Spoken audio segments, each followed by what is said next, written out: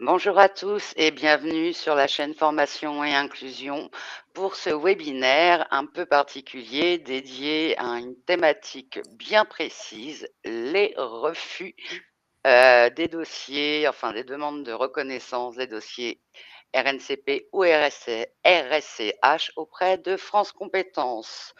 Donc on va attendre un petit peu, il est 14 heures. Le webinaire donc, vient tout juste de commencer. Avec moi aujourd'hui, j'ai le plaisir de recevoir Katarzyna. Bonjour Donc, Nathalie. Katarzyna, je vais te laisser te présenter. Bonjour Nathalie, bonjour tout le monde. Ravie d'être avec vous aujourd'hui. Eh bien, pour ma part, je fais partie, comme Nathalie, de ce petit cercle. Je dis petit parce qu'on commence à bien se connaître les uns les autres.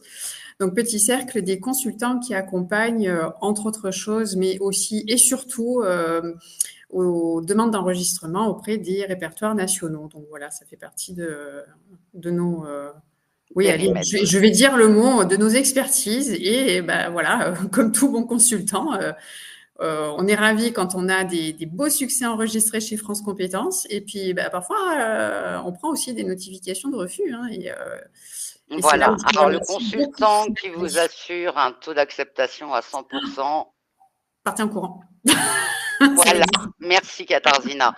Voilà. Le consultant qui vous garantit que vous aurez votre dossier, pour moi, c'est pas franchement une preuve de qualité de son travail.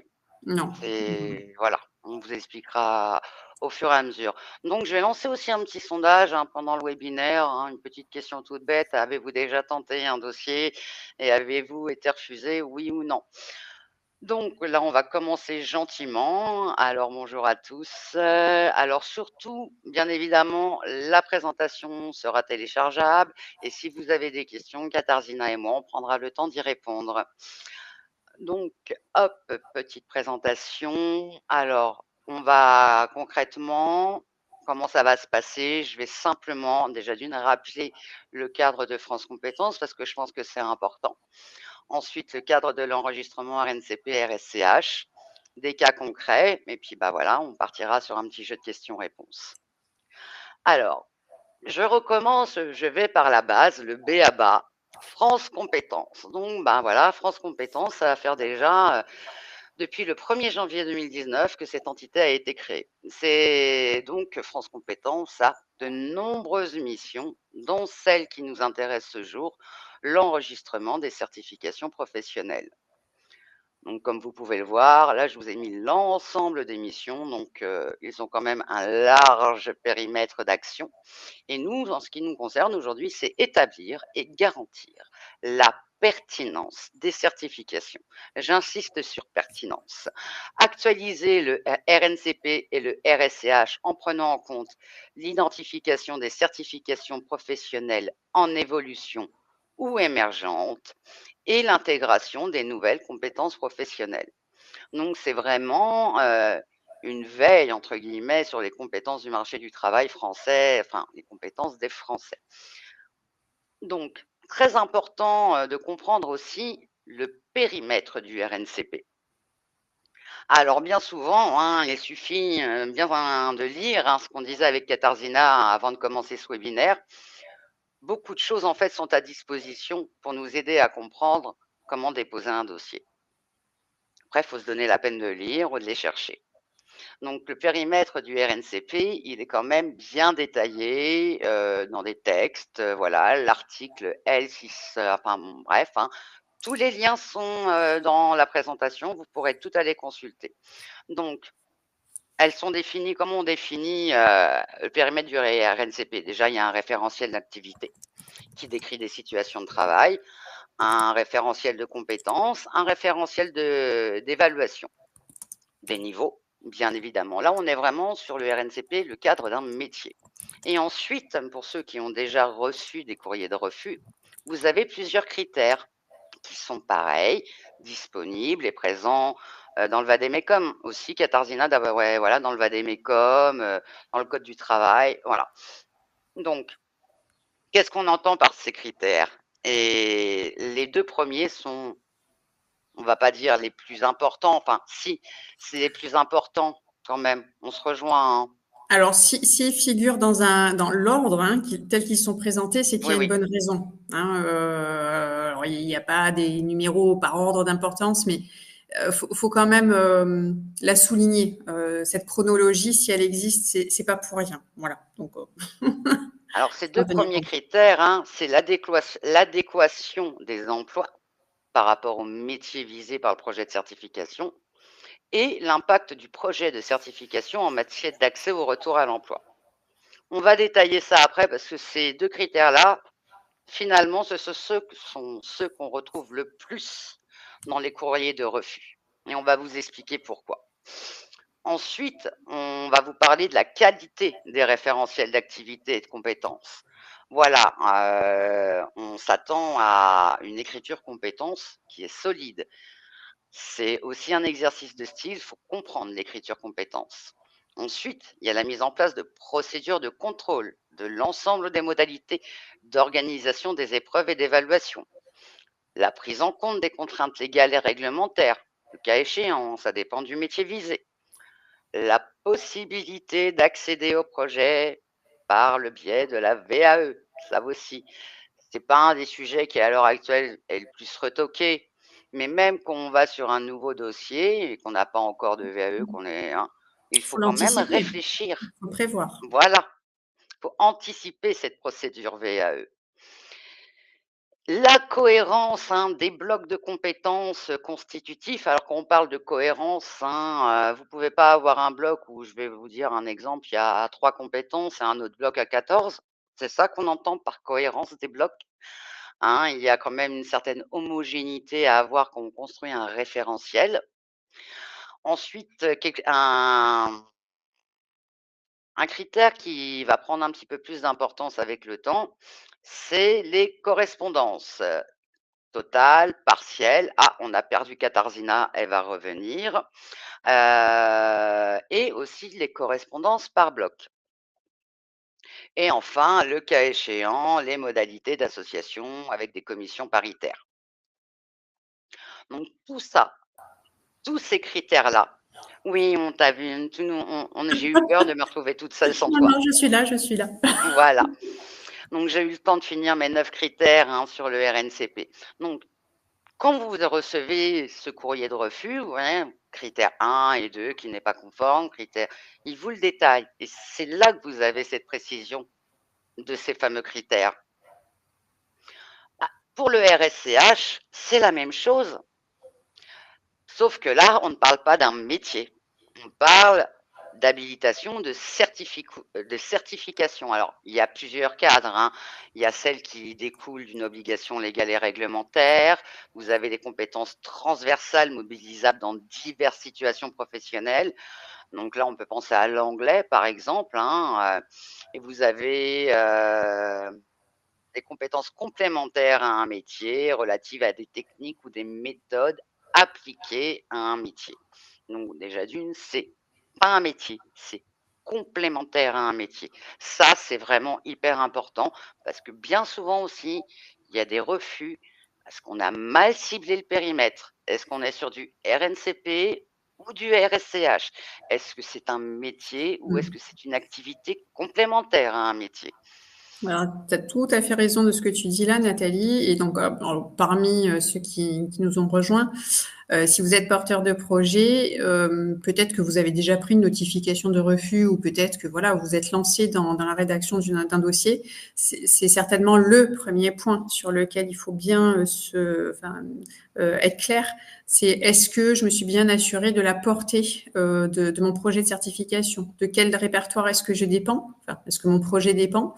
Et si j'ai bien identifié le répertoire auquel sera rattaché mon projet de certification, qu'est-ce que je mets à l'intérieur? Parce que peut-être que vous avez déjà entendu parler des blocs de compétences pour du RNCP. Ça, c'est de la structuration et ça relève du fameux critère 1 que Nathalie vous a très bien exposé. Donc, encore une fois, ça va avoir plein de conséquences. Cette première question de à quel répertoire je suis rattachée, ça va avoir un impact sur la totalité du dossier. Donc, effectivement, là, il s'agit de ne pas se louper sur cette question-là. Voilà, vraiment de prendre le temps et c'est là aussi qu'on parle de la valeur d'usage.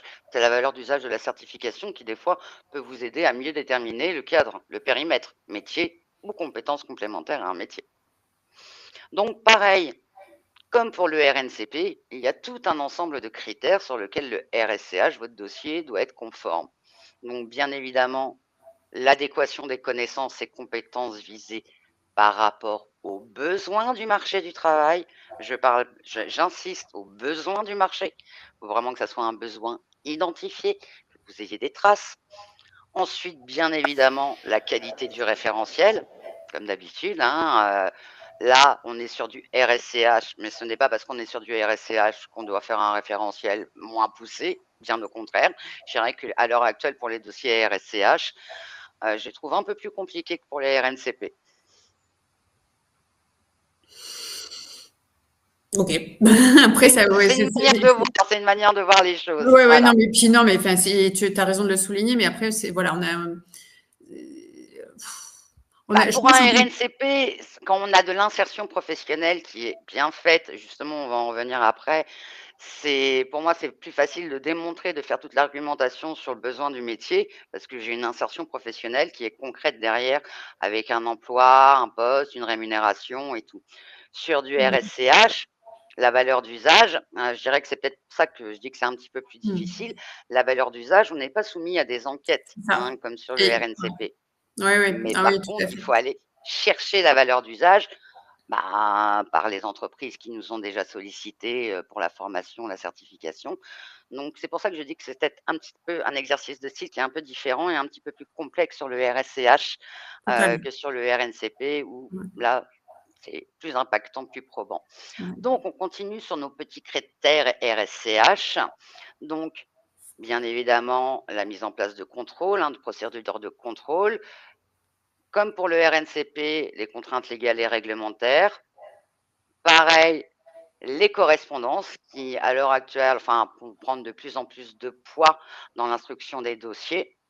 Et enfin, pareil que pour le RNCP, le cas échéant, les modalités d'association avec des branches, CPNE et tout. Parce que vous pouvez aussi, c'est bien que sur le RNCP que sur le RSCH, avoir des soutiens de branches. Ça ne fait pas que votre dossier sera accepté, mais c'est toujours un élément favorable. C'est un Donc, plus. C'est la c'est un cerise sur le plus. gâteau, on va dire. Enfin, quand c'est possible, quand on peut les avoir, c'est quand même une excellente chose. Juste, Nathalie, on a une petite question qui est apparue. Alors, je Vas-y. propose soit on Qu'on les fasse traite. une petite pause, justement, après on va rentrer dans le détail, Oui, ouais, effectivement. ouais. On a une question de Mélanie. Bonjour, dans l'attente de déposer sa certification, peut-on, se raccrocher à un organisme déjà certifié? Alors, non. En fait, si on fait simple, bon après chaque situation, faut agir un peu au cas par cas. Mais si je comprends bien la question et enfin Nathalie, dis-moi si tu la comprends comme moi. Si on est notamment dans le cadre d'un RNCP, si on souhaite déposer un projet de titre auprès de ce répertoire-là, il faut constituer ce qu'on appelle deux cohortes, c'est-à-dire deux ensembles de candidats qui ont été évalués sur les compétences professionnelles telles qu'elles ont été présentées dans le référentiel de compétences, et ce, sur 2 années consécutives. Mais il faut que ce soit vos cohortes, il faut que ce soit vos candidats. Je dis vos candidats, c'est pas qu'ils vous appartiennent, mais sur le papier, quelque part, oui. Et donc, vous ne pouvez pas, par exemple, être partenaire habilité d'un certificateur qui a déjà été enregistré et présenter à France Compétences des candidats qui sont déjà rattachés à ce certificateur. Ça, ce n'est pas possible. De la même façon, quand on est sur un projet RS, alors même si on n'est pas dans un suivi d'insertion professionnelle, parce que là, on est plus sur de la valeur d'usage, mais si vous présentez, même si c'est pas exigé en soi, mais bon, c'est toujours un sacré plus de faire parce que ça démontre votre légitimité et que vous présentez les noms et prénoms de candidats qui ont déjà été inscrits, notamment via euh, mon compte personnel de formation et qui sont déjà finalement sur la même certification rattachés à un autre certificateur, va y avoir un message contradictoire et ça envoie un très mauvais signal finalement à France Compétences. Donc clairement, la réponse est éviter. Voilà. Voilà. Après, on sait que maintenant, ça commence à se faire. des certificateurs veulent bien vendre leur cohorte. Ouais. Mais voilà, c'est encore un petit peu trop récent pour qu'on puisse se permettre de vous donner plus d'informations là-dessus, puisque Ça peut être c'est discutable aussi, donc bon, voilà, c'est voilà, mais c'est sûr que enfin, sur le RNCP, le fait de constituer 2 cohortes, donc 2 années, donc vous ne pouvez pas vous adosser à une certification existante, hein, parce que, bah, voilà, elle existe déjà. Et sur le RSCH, c'est pareil. Quand vous avez un dossier et qu'on dit: «Oui, mais c'est bon, moi j'ai fait un partenariat, comme ça ils ont pu financer leur formation grâce à ce RS-là». Bah, votre dossier, en fait, il est mort, n'allez pas auprès de France compétences, puisque comment vous justifiez que vous avez utilisé les fonds pour former sur des compétences, alors que votre certification, ce n'est pas les mêmes compétences. Là, il y a un message qui est discordant par rapport, voilà, et même pareil, hein, on a pu voir ça aussi, des gens qui veulent déposer un RNCP et qui ont fait financer la formation en finançant en faisant une habilitation sur un RS, et en fait, le RS qui correspondait juste à un de leurs blocs. Et France Compétences, la Caisse des dépôts, bah non, ça ne passe pas. C'est voilà. Donc, une fois qu'on a compris tous ces périmètres sur le RNCP, le RSCH, bien souvent, ce qu'on entend, oui, j'ai été refusée, l'instructrice, elle a refusé mon dossier. Non, ce n'est pas que l'instructrice. C'est, je veux dire, enfin, le cycle de vie de votre dossier, c'est important quand même que pour vous montrer aussi que quand vous avez un refus de dossier, c'est pas le refus d'une personne. C'est important de le comprendre. Quand vous avez la demande d'enregistrement, vous allez déjà d'une avoir une première acceptation qui en fait va examiner simplement la complétude des pièces administratives. Voilà, votre dossier est conforme, il y a bien telle pièce, il y a bien telle pièce, il y a bien telle pièce. Ensuite, il va y avoir l'affectation à un instructeur qui, lui, va devoir produire un rapport d'instruction. Ce rapport d'instruction va être transmis à son N+1. Vous voyez, donc ce que je veux dire par là, c'est que ce n'est pas l'instructrice qui va prendre la décision de refus de votre dossier. Il y a toute une boucle. Voilà, demande d'enregistrement, examen de la recevabilité, instruction du dossier, avis de la commission et notification de la décision. Il y a toutes ces boucles-là. Quand il y a une décision, si vous avez un refus, tout est notifié par courrier. Maintenant, on a aussi la notification, tu me diras si je me trompe, un 4, mais sur l'application de dépôt. Oui. Voilà, donc ça, je dois vous avouer que c'est quand même fort appréciable de l'avoir directement sous les yeux.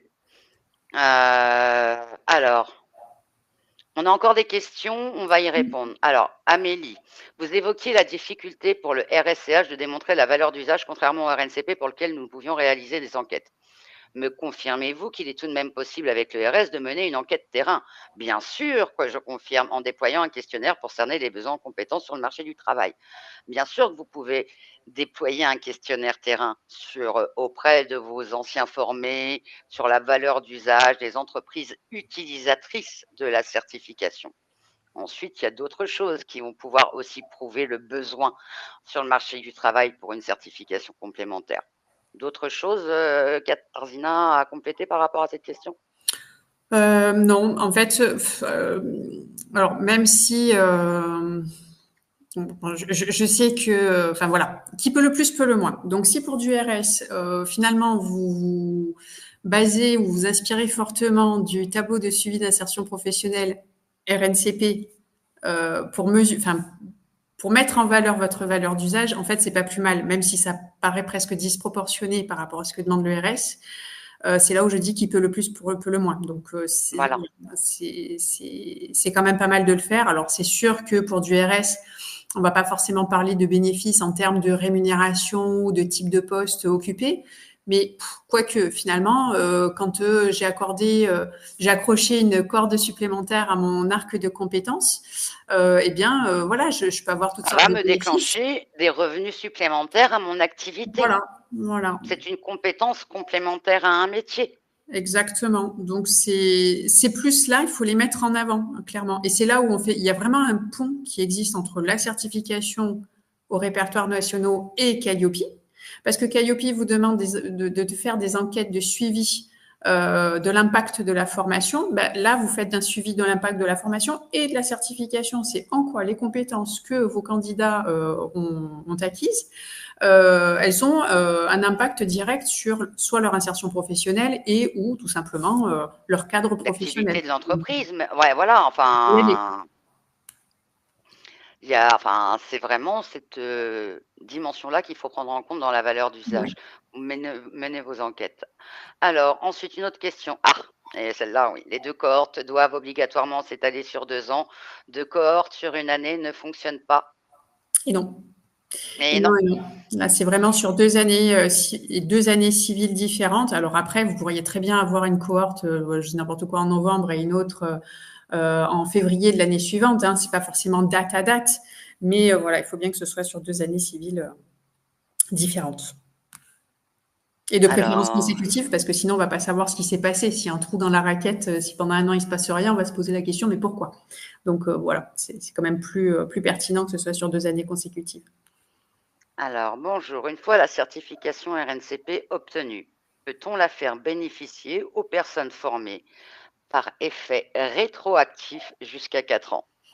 Katharzyna, je te laisse répondre. Il y a une alors sur du RNCP, attention, hein, voilà, vous l'avez bien Voilà. spécifié dans la question. Oui, il y a une rétroactivité.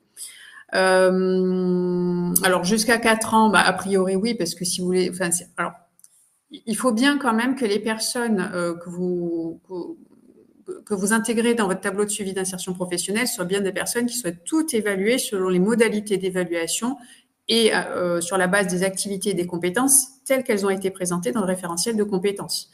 Voilà, donc à cette condition, oui, effectivement, il va y avoir une rétroactivité. C'est tout l'intérêt aussi de pouvoir dire à ces cohortes que voilà, ils vont pouvoir, enfin, quand je dis cohortes, ce sont les titulaires qui vont pouvoir bénéficier d'un titre qui sera enregistré chez France Compétences. Voilà. On va avancer un petit peu parce qu'il y a des choses, Oui, voilà, je voulais partir des cas concrets. Je pense que là, on reviendra un petit peu après sur les questions. Donc, justement, on parlait là, donc je vous ai mis RNCP, RSCH. Donc, des extraits, comme c'est des courriers qui sont confidentiels quand même, voilà, on a mis que des petits morceaux pour vous donner des cas concrets. Donc, bon, critères numéro 1 et 2, ça prouve bien, l'adéquation. Nathalie, qu'on en prend nous aussi. Hein. Ça nous arrive. Enfin, quand je dis nous, c'est pas nous directement, c'est les Exactement, clients, mais ça arrive. exactement. C'est Voilà, c'est pas parce que vous avez eu un refus une fois qu'il faut pas redéposer. Ça, c'est Monsieur Goulven-Dromaguen, donc qui est au niveau RNCP, chef RNCP, qui l'avait dit lors, je crois que c'était à Digiformat, oui, qu'il y a certains qui ont dû déposer 3 fois avant d'être acceptés. Voilà, donc faut simplement bien comprendre le cadre. Alors, critères 1 et 2. L'adéquation des emplois par rapport au métier visé et l'impact du projet ne sont pas totalement satisfaisants. Qu'est-ce qu'ils ont voulu dire par là? Alors, je vais essayer de grossir le trait. Vous formez des boulangers-pâtissiers. Arrivé là, vous en avez 70% qui, 2 ans après, sont chocolatiers. Voilà. Ils ne sont pas totalement, ils sont pas dans le métier visé. J'ai grossi exprès, j'ai vraiment caricaturé, mais c'est mais c'est exactement ça. pour, mais c'est ça. Alors, Et là, tu as vas-y. grossi le trait, mais parfois, il y a une nuance. Mais cette nuance, elle est scrutée, elle est analysée par l'instruction. Donc, il faut vraiment faire attention. Il n'y a pas d'à peu près en disant, ouais, c'est bon, ça se ressemble, ça passe. Non, en fait, faut vraiment, on a un métier visé, il faut que l'insertion, elle colle à ce métier visé. C'est Et primordial. c'est pour ça que c'est très important aussi quand vous faites votre dossier RNCP de lister l'ensemble des intitulés métiers. Parce qu'on sait très bien que d'une entreprise à une autre, on peut avoir plusieurs intitulés différents, mais alors pour les mêmes missions, les mêmes compétences et tout. Donc c'est pour ça qu'il faut bien lister. Et ensuite, l'impact du projet ne sont pas totalement satisfaisants. Et ça tombe bien parce qu'on arrive justement, ça va rejoindre une des questions qui arrivent sur le niveau de rémunération. Très bonne L'impact du question. projet, déjà d'une, oui, l'impact du projet, est-ce que suite à la certification, ils sont en emploi? OK? Dans le secteur visé, dans l'emploi visé, et à quel niveau de rémunération? Si vous avez des rémunérations qui sont un petit peu trop hétéroclites, vous avez peut-être des questions à vous poser. Et puis, il faut s'interroger aussi par rapport aux moyennes nationales qui sont communiquées en termes de rémunération sur le poste en question. Si au niveau de votre insertion professionnelle, vous avez la majorité de vos titulaires qui sont en dessous de cette moyenne, encore une fois, ça va susciter certaines questions. En fait, il faut mettre en avant la pertinence et la cohérence finalement dans votre dossier. Hein. Totalement. A priori, on s'attend à ce que un titulaire d'un niveau 7, donc qui a un niveau d'expertise, aurait forcément une rémunération plus élevée qu'un titulaire d'un niveau 4. Et encore que, bon, ça dépend de certains secteurs, certains emplois. Mais voilà, c'est cette cohérence-là. Et d'ailleurs, il ne faut pas hésiter à le faire parler, ce tableau de suivi d'insertion professionnelle. Donc, justement, hein, quand on vous dit dans le critère 1 et 2, donc l'adéquation des emplois occupés par rapport aux métiers visés, montrez-la, expliquez-la, cette adéquation. Faites parler vos chiffres et démontrez bien que voilà, là on se rend compte qu'on a X% de personnes, des titulaires, qui occupent un emploi dont l'intitulé est en lien direct avec le métier visé par la certification. Sur ce sujet-là, on s'éloigne un petit peu, mais c'est normal parce que c'est une première expérience. Donc à 6 mois, vous voyez que on en est là, mais peut-être que 2 ans plus tard, la personne, vraiment, elle va occuper un poste totalement en lien. Enfin voilà, donc il faut vraiment cette adéquation, il faut la faire parler. Hein. C'est parfois ça saute pas aux yeux. Et vous avez des sites officiels où vous avez les niveaux de rémunération qui sont indiqués pour tel type de poste. Hein. Tout ça est disponible. Il faut simplement aller les chercher. Donc, et là, justement, par type de poste, vous avez des moyennes de rémunération pour le junior, le confirmé, selon les régions. Donc, c'est aussi ça qu'il faut mettre en corrélation avec votre tableau d'insertion. Et c'est souvent ça, hein, critères 1 et 2, ça va pas. L'insertion professionnelle, l'impact n'est pas forcément démontré. Alors, aussi, une chose qui est importante, c'est la règle des 70%. Oui. Voilà, c'est-à-dire, alors, ce qu'on veut dire déjà d'une, votre questionnaire auprès de vos certifiés, il y a un pourcentage de retour. Donc déjà, il faut au moins que 70% de vos certifiés ils aient répondu à votre enquête. Et sur ces 70%, vous devez en avoir 70% qui sont insérés dans le métier visé. Voilà, tout bêtement. Donc 70-70, pensez à ça. Ensuite, pour le RSCH, alors on voit bien que le critère, il se rapproche du même refus que celui du RNCP. L'adéquation des connaissances et compétences visées par rapport aux besoins du marché du travail est insuffisamment démontrée. Donc là, concrètement, pas assez de valeur d'usage. On n'a pas pu démontrer qu'il y avait un réel besoin, donc certainement pas assez de lettres d'entités utilisatrices de la certification. Certainement pas assez de comment ça s'appelle, d'annonce d'emploi. C'est-à-dire que là, l'exercice, on a pu certainement démontrer dans la note d'opportunité qu'il y avait, la technique, pourquoi ça existe et tout machin. Mais on n'a pas pu prouver insuffisamment qu'il y avait un besoin sur le marché du travail. Et c'est ça qui est primordial, justement, dans le RSCH. Voilà, c'est vraiment démontrer que votre RS répond à un besoin identifié du marché du travail. Et c'est là que ça devient un petit peu plus compliqué. Peut-être quelque chose à rajouter sur ce point-là, Katarzyna? Non, pas spécialement, mais je te propose, il y a quelques questions quand même qui sont apparues. Vas-y. Alors, avant de perdre le fil, parce que c'est quand même dommage de passer à Alors, côté, surtout quand elles sont pertinentes, c'est chouette. Alors, petite question qui venait en complément donc d'Amélie. Donc, d'accord, et le questionnaire peut-il également être à destination des personnes qui n'ont pas bénéficié de la formation, sonder le marché de façon générale? Mais ça, oui, de toute façon, dans la note d'opportunité, il faut amener un maximum d'éléments. Donc, si ça passe par faire finalement une étude de marché, alors certes, une étude de marché finalement maison, mais si vous avez un panel représentatif et que ce panel parle en faveur de la certification, encore une fois, il faut aller chercher ces réponses et il faut les démontrer. Donc, pourquoi pas? Ça peut être une très bonne chose. Hein. Mais votre étude en elle-même ne suffira pas. Voilà. Faut la compléter, il faut la corréler avec des éléments factuels de sources fiables. Alors, qu'est-ce qu'une source fiable? Donc, éviter les sites web pro qui vont communiquer sur ce qu'ils ont envie de communiquer parce qu'ils ont envie de vendre leur truc. Hein, et c'est plutôt normal. Pensez aux sites de branches professionnelles. Voilà. Allez regarder ce qui se passe du côté de la grande bibliothèque de France Compétences. Il y a plein de données qui sont collectées. C'est pareil. Je vous ai mis à la fin, vous verrez, il y a toute une base documentaire de petites références à connaître si vous souhaitez éventuellement redéposer. Voilà. Parce que c'est souvent ça aussi, c'est la méconnaissance d'un certain nombre de documents qui existent. Tout à fait. Ensuite, pareil, on rentre un peu dans des cas un peu plus détaillés. Donc celui-là, l'ingénierie proposée est insuffisante. Le périmètre du métier visé n'apparaît pas au référentiel d'activité. Des incohérences apparaissent au référentiel d'activité. Le critère 5 des éléments de définition sont incohérents dans le périmètre du métier visé, notamment la définition du médicament au code. Alors là, attention, dès qu'on arrive sur les métiers, sur tout ce qui est domaine de la santé médicale, très difficile. Critère 6, la cohérence d'ensemble du processus de certification impact défavorablement. Les blocs sont insuffisants au même titre que les référentiels découpés en blocs. Ensuite, pareil, parce que sur le RSCH, vous verrez l'adéquation des connaissances. La qualité des référentiels de compétences et d'évaluation ne répond pas aux attendus des enregistrements du répertoire spécifique.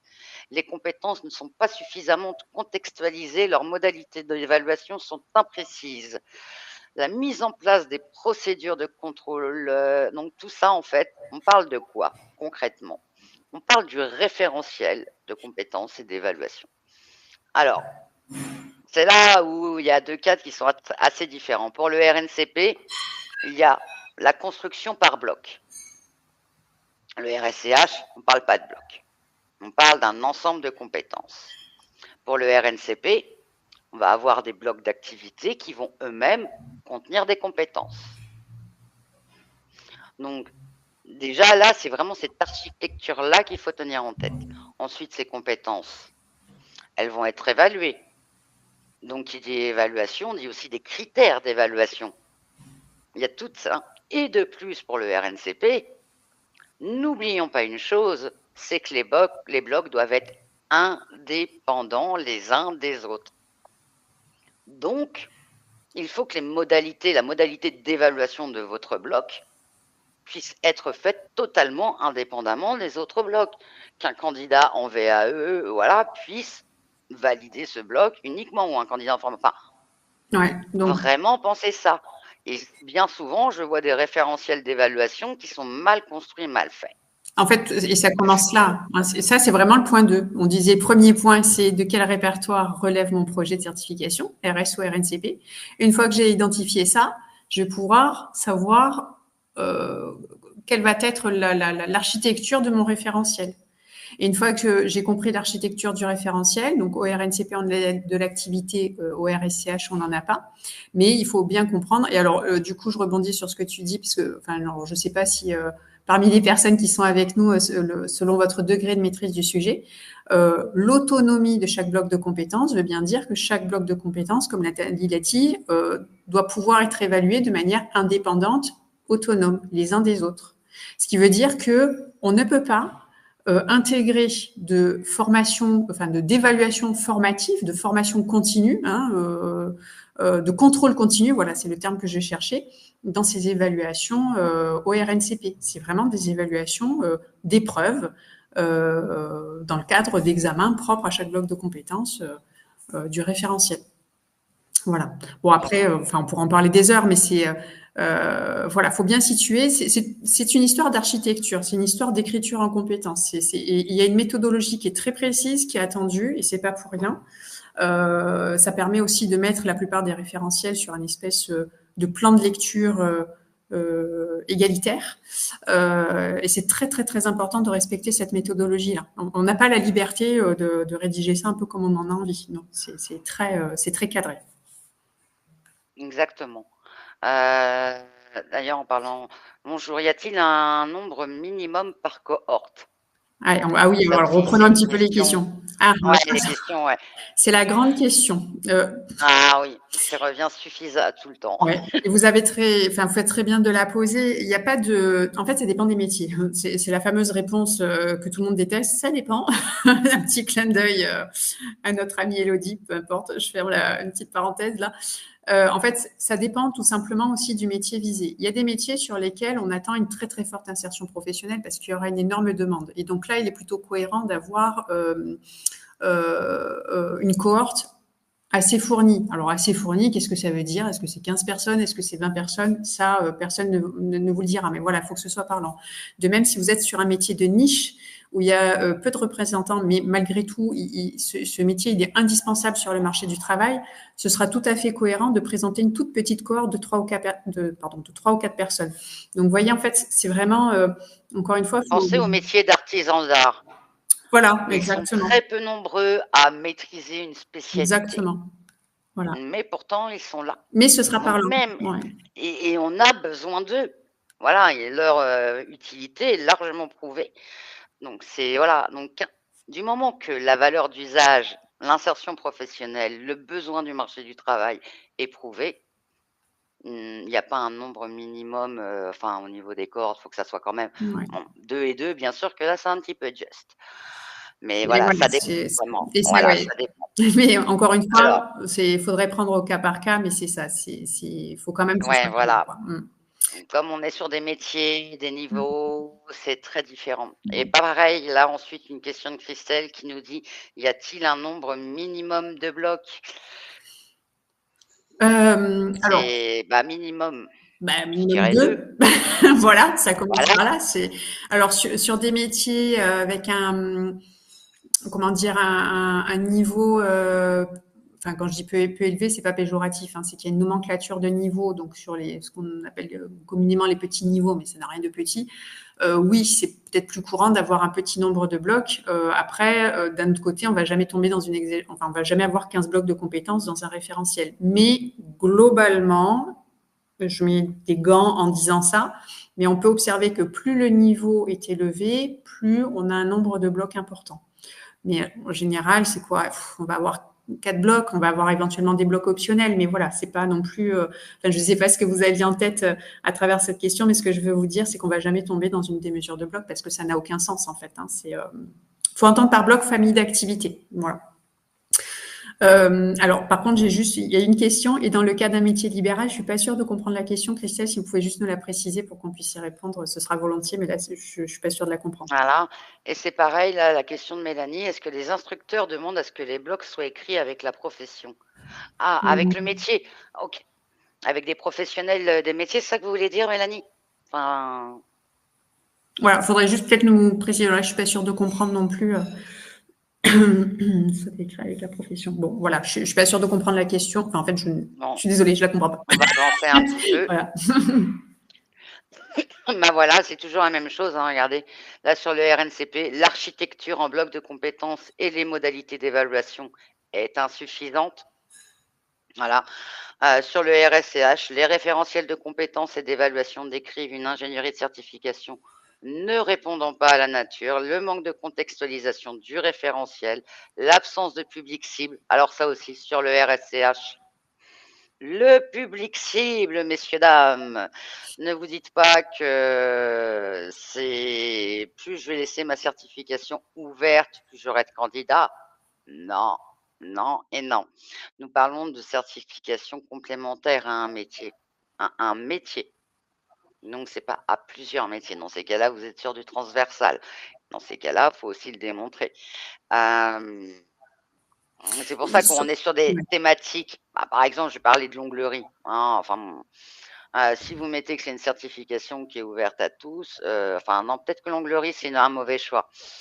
C'est peut-être un petit cas particulier, quoique, en fait, soyez exhaustif en fait dans la présentation des métiers visés par votre certification, même s'il y en a à votre sens plusieurs. Et c'est vrai que selon les certifs, oui, ça peut s'adresser à plusieurs catégories de professionnels, mais soyez vraiment exhaustif. Présentez chacun de ces métiers un à un, et pour chacun de ces métiers, dites en quoi cette complémentarité de compétences a un intérêt. Après, si effectivement, parce que ça peut être le cas, et je pense que c'est à ça que tu pensais, Nathalie, on peut avoir, notamment sur l'onglerie, des personnes en reconversion professionnelle qui veulent se lancer dans cette activité sans que ce soit forcément complémentaire à l'un des métiers du secteur de la beauté. Faut le dire aussi. Voilà, ça peut s'adresser à des personnes en reconversion professionnelle, ça peut venir en parallèle d'un autre métier. Mais voilà, il faudra vraiment être très très précis là-dessus. Alors, Euh, Mélanie a répondu à notre question en oui, disant oui, c'est cela. Donc voilà, est-ce que les instructeurs demandent, enfin, les instructeurs ne vont pas vous demander, voilà, est-ce que vos blogs ont été écrits avec des professionnels? Non, bien sûr. Mais par contre, oui, pour rédiger vos blogs de compétences, on les rédige avec des experts métiers. Comme je oui, dis, ah, notre c'est rôle à primordial. Katarzyna et à moi, on est souvent des facilitatrices ou des traductrices, entre guillemets, qui vont permettre de transposer les compétences que les techniciens, voilà, les experts métiers vont nous donner, hein, brut de décoffrage. Et nous, bah, derrière, on va lisser tout ça pour en faire un langage compétence. C'est souvent Voilà. ça. Et voilà, et puis c'est aussi des éléments à préciser dans votre dossier, hein, quand vous construisez comme ça, voilà, nos référentiels ont été construits avec des experts, mettez en avant votre corps pédagogique. Voilà. Ensuite, on revient à la question des professions libérales de Christelle. Alors, c'était dans le cadre d'une enquête métier de salaire, dans le cadre d'une profession libérale, temps partiel, difficile de trouver des études. Totalement. Je suis totalement d'accord avec vous, Christelle. Quand on est sur des métiers, des professions libérales, c'est un peu plus difficile de pouvoir étayer sur du RSCH. Donc, dans ces cas-là, bah, on essaye de trouver ce qu'on peut. Et puis, c'est surtout, là, on va faire la différence au niveau de la rémunération. Voilà, cette personne-là, grâce à cette certification, elle a pu apporter tant de chiffre d'affaires en plus dans l'année. C'est quand on est sur autre chose, sur des professions libérales, c'est vraiment un peu plus difficile. Ou même sur les professions, dès qu'on est sur de l'indépendant, ça devient un petit peu plus difficile pour le RSCH parce que la valeur d'usage, là, étant donné qu'on est sur des personnes dont on ne sait pas le cœur d'activité principal, ou alors c'est une activité complémentaire, ou alors c'est des indépendants, bah là, vas-y. Et puis, ouais, et puis alors c'est là où ça vaut le coup de se rapprocher de fédérations, de syndicats qui représentent cette profession libérale. Et alors ce que je disais tout à l'heure, ça vaut ce que ça vaut évidemment, mais là j'ai envie de dire, faut mettre le paquet sur des enquêtes effectivement que vous allez mener. Mais là, vraiment, aller chercher un panel représentatif, faites parler ce panel, parce que c'est ça aussi qu'il faut amener quelque part dans votre note d'opportunité. Si j'ai pas suffisamment d'éléments disponibles sur les marchés, eh bien, je vais aller les chercher ces éléments. Donc voilà, soit auprès de ceux qui détiennent potentiellement cette information, soit simplement en produisant une enquête. Après, elle sera pas indépendante cette enquête, mais voilà, euh, déjà, ça fera une sacrée différence parce qu'on sera allé jusqu'au bout des choses. Et en plus, potentiellement, ça peut révéler effectivement des données précieuses. Donc voilà, il faut y aller. Voilà. Je vais avancer parce que j'ai quand même mis les 1. Alors, en cas de redépôt, voilà. Donc voilà ce qu'on vous disait, hein, l'insertion professionnelle, ce qui est important, l'impact signifiant du projet, hein, la taille des données, enfin la taille du projet de certification, la représentativité des données transmises, donc le taux de retour, ce qu'on vous disait, les 70-70, la complétude et la clarté des données transmises. Alors, ce que je dis toujours, hein, soyez le plus clair possible avec France Compétences. Voilà, on est clair, on présente un projet de certification, on est transparent. Voilà, c'est tout dans votre intérêt. Les promotions, voilà, ce que disait tout à l'heure Katarzyna, hein, qu'il n'y ait pas 2-3 années entre chaque promo. Hein, c'est généralement voilà 2 promos sur 2 années consécutives. Et la fiabilité, hein, que j'entende pas, oui, les promos, ça se trafique. Non, non, Non. non, non, non, non, non, ça ne se trafique pas.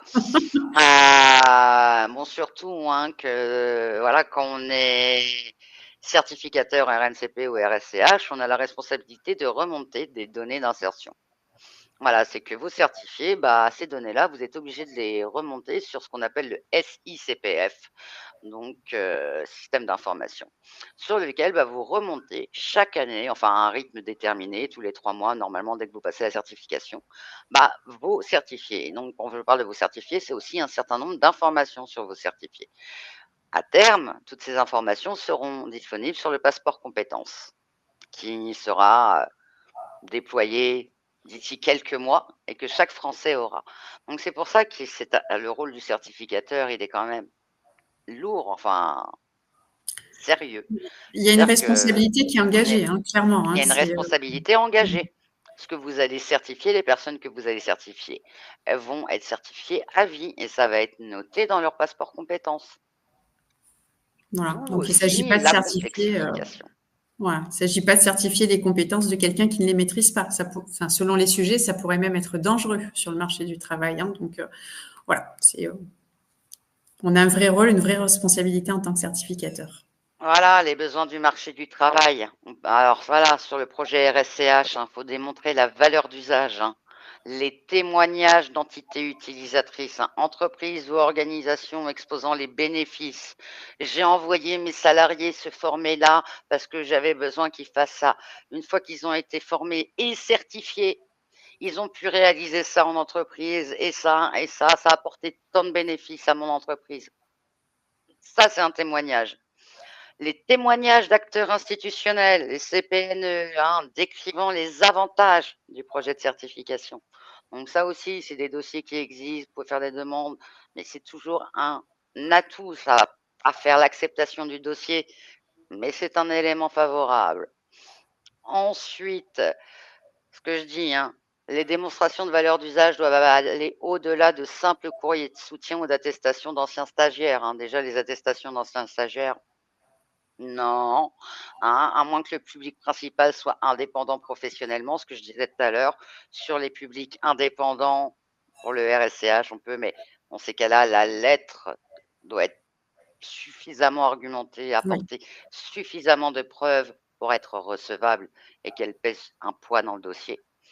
Voilà pour les compétences transversales, adéquation des compétences avec les besoins du marché du travail, hein, leur pertinence. Et ce qu'on a aussi dit tout à l'heure, hein, je voulais le rappeler, hein, le RSCH, voilà, ce n'est pas le RNCP. Hein, le projet ne doit pas se confondre avec une certification couvrant un périmètre complet d'un métier. Ensuite, ça je vous le donne en plus, l'écriture compétence, bien souvent, ça ne va pas. Comment ça s'écrit une compétence? Comme ça. Verbe d'action, objet de l'action et objectif et finalité de l'action. Donc concrètement, ce que ça donne, hein, accueillir le client en adoptant une posture professionnelle, en expliquant les typologies. Oui, c'est des phrases à rallonge, je le sais, mais au moins c'est une phrase, enfin c'est une compétence. Voilà, on a un C'est la verbe d'action. méthodologie dont on parlait tout à l'heure. Cette syntaxe, elle est primordiale. Il faut la respecter. Il faut absolument éviter de faire des raccourcis. Même si parfois, bah oui, on peut discuter quand on voit certains référentiels qui entrent, bah parfois il manque la finalité, parfois il manque les moyens, mais enfin, dans la très large majorité, ces référentiels, ils sont construits comme ça. Et l'écriture en compétence, elle respecte cette syntaxe. Donc ça, voilà. Encore une fois, c'est un point primordial, hein, qu'il faut respecter. Il faut pas hésiter à se faire aider, hein, quand on a du mal Ah, ah oui. à rentrer dans ce moule-là. Bon, bah voilà, Généralement, c'est toujours, enfin, à écrire. Quand je dis justement aux experts métiers d'écrire en compétence, ils me regardent toujours avec des gros yeux. Mais qu'est-ce qu'elle dit, la dame?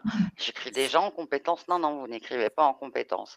Et il y en a, une fois qu'ils ont compris, ça passe tout de suite, hein, mais bien souvent, du mal à passer. C'est vrai que réfléchir compétence, comme moi, j'ai du mal à réfléchir formation parce que je suis trop formaté compétences. C'est Après, c'est chacun voilà. son truc, à chacun son domaine. Et voilà, Nat, quand tu dis verbe d'action, on est vraiment dans un verbe d'action. Donc, par exemple, des verbes tels que comprendre, savoir, ce ne sont pas des verbes d'action, ce n'est pas de l'écriture en compétence. Et c'est souvent aussi sur Voilà, des éléments comme ça que bon, qu'on se fait retoquer, quoi. exactement. Ensuite aussi, je voulais quand même vous mettre quelques éléments parce que comme je le dis, hein, il y a énormément de documentation qui existe. Rendons hommage aux équipes qui les ont faites. Il y a un Euh, boulot énorme derrière, énorme. c'est un boulot énorme et c'est aussi une mine d'informations énorme. Et je suis désolée, mais sur beaucoup de dossiers, et je pense que Katharzyna, tu me rejoindras, qu'on a dû reprendre parce qu'ils ont été rejetés, c'était pas nos dossiers initiaux. On voit concrètement que les personnes n'ont jamais lu les notices d'aide ou le vademecum, concrètement. Ils sont précieux, pareil, hein, je vous ai mis les petits liens, vous aurez juste à cliquer dessus, vous serez emmené. Donc les notices d'aide et notes d'analyse de France Compétences, hein, mine d'information. Le Vademecum, c'est votre base. C'est plein d'informations qui sont indispensables pour un dossier, vraiment. C'est la Bible Ensuite, du futur ah certificat. ouais, c'est la Bible, c'est vraiment la Bible. Ensuite, justement, on parlait tout à l'heure, Katarzyna, on a parlé la grande bibliothèque de France Compétences. Donc là, vous avez des études, voilà, qui vont vous aider à justifier aussi le besoin sur le marché du travail de votre métier ou de votre certification complémentaire ou habilitation. Donc là, c'est des études solides qui ne sont pas faites par le site je ne sais quoi de machin, ce que disait Katarzyna. Et enfin, je vous ai aussi rajouté justement Data Emploi. C'est là où vous pouvez trouver justement quand on est sur du RNCP, ben, les niveaux de rémunération, les besoins de tension, enfin les tensions de recrutement, le type de enfin le niveau de diplôme qui est recruté, les besoins des employeurs. Donc ça, c'est aussi un site qui va vous permettre de pouvoir construire votre dossier et de justifier que votre RNCP répond bien à un besoin identifié du marché du travail. Donc voilà, on a fait le tour, en Alors, espérant vous avoir donné les clés. Oui. il y a quand même une question essentielle et je l'anticipe parce que souvent elle est posée. Est-ce qu'il y a un nombre limite de fois où on peut déposer un dossier? Ah, j'allais y venir, pardon. En fait, non. En soi, bon après, il y a un moment où j'ai envie de dire, faut arrêter de s'acharner. si Voilà, on, il y a un si moment on est où dans il le faut faux, arrêter de s'acharner. voilà, si on est dans le faux total, oui. Mais en soi, après, si un dossier est construit, bien construit, mais qu'il manquait des éléments pour prouver l'insertion ou la valeur d'usage, tout ça, ça se complète avec le temps. Donc, oui, parfois, il faut s'y reprendre à plusieurs fois, mais il n'y a pas de nombre limite de fois. Il n'y a pas comment dire, une espèce de plafond qui fera que à partir de là, vous êtes Et vous et qualifié. votre volonté, voilà, Exactement. et aussi votre compréhension. Bon, savoir aussi que les temps d'instruction sont assez longs quand même, mais c'est normal, hein, c'est des dossiers quand même qui prennent du temps. En plus de ça, ils ont énormément de dossiers, hein. Je n'ai plus trop les chiffres en tête, mais c'est conséquent, hein. Ça, c'est pareil, ils sont notés dans le Vademecum. Mais au niveau du RNCP, je crois on varie entre 40 et 50% d'acceptation, et sur le RSCH, on est entre 18 et 20% d'acceptation. Donc c'est pour vous dire aussi que ce n'est pas que forcément que France Compétences est très dur, non, c'est aussi que ce que je vous disais tout à l'heure, c'est que on ne prend pas le temps de lire les éléments, les notices, les vadémécums, et que beaucoup de dossiers sont retoqués parce qu'il manque les éléments de base, tout bêtement. Et que du coup, bah, hein, ça fait aussi une conséquence sur la charge de travail sur les instructeurs. Ils ont énormément de dossiers à traiter parce que même s'ils ne répondent pas, hein, mais ils sont quand même obligés de les instruire. Bah tiens, du coup, on a Donc, une petite question à ce sujet, les délais réponse RS, RNCP. Alors, c'est assez variable, mais là, globalement, enfin, je trouve qu'on a une moyenne qui tourne aux alentours de 5 mois. C'est une moyenne. Voilà. Mais il n'est pas rare que ça monte à 6 mois. Et parfois, on a des très bonnes surprises où c'est instruit plus rapidement, 4 mois. Donc voilà, je dis 5 mois à titre indicatif, ce n'est qu'une moyenne, hein, attention. voilà, c'est vraiment une moyenne, hein. Vous pouvez avoir aussi des délais d'instruction de 8 mois, hein. Voilà. Donc, bon, faut être patient. Hein. Et on a une autre question aussi. Si nous souhaitons déposer une demande RS pour une nouvelle certification qui n'a pas encore été dispensée à des stagiaires, il est donc indispensable de Oui. l'animer. Oui. Oh, oui, oui, oui, oui, oui, très, très Oui, oui, important. oui, oui, oui, oui, oui. Vous ne pouvez pas, Voilà. vous ne pouvez pas On a déposer quelque testé. chose qui n'a pas existé, qui n'a pas vécu. Ouais, Il faut qu'elle ait du vécu. Il faut qu'elle puisse prouver sa valeur d'usage. c'est ça, exactement. Donc, Très, voilà. très, très important. Eh bien, nous sommes arrivés au terme de ces 45 minutes et nous avons même dépassé légèrement. Donc, je te remercie, Katarzyna, pour Avec ta plaisir. participation. J'espère qu'on a répondu Je crois qu'on a à vos traité questions. l'ensemble des questions. Hein. Si je dis pas de bêtises, on n'a oublié personne. Tiens, je vais en profiter pour faire un petit clin d'œil et puis vous proposer, si vous le souhaitez, à partir du 25 avril, j'anime, mais bon, il n'est pas impossible que Nathalie, tu me rejoignes sur l'un de ces webinaires, une série de webinaires livrable par livrable pour justement voir, poser des questions et aborder le référentiel, la construction du référentiel, la note d'opportunité, et ainsi de suite sur chacun des livrables. Donc n'hésitez pas voilà, à vous joindre à nous si vous avez des questions, encore une fois, livrable par livrable. Ça peut être intéressant pour vous ça. nous reverrez régulièrement sur les chaînes de l'une de l'autre. Voilà, parce que l'expertise, ça se partage et au plus grand nombre de préférences. Donc, merci Katarzyna. Merci. Merci à tous les participants. Très belle journée à vous et à très vite. À bientôt. Au revoir.